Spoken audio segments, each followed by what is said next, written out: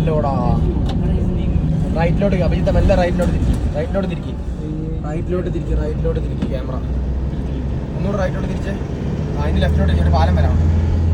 നല്ല കിട്ടുന്ന പാലം ഹോൾഡ് ചെയ്യണേ, അതേപോലെ ഹോൾഡ് ചെയ്യണേ. ഒരു പാലം വരാറുണ്ട്. പാലം പോയ ഇവിടുത്തെ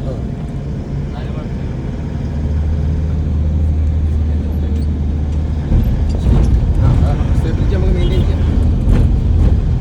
ഇല്ല കിട്ടും, വലിയ വിഷയം വരത്തില്ല.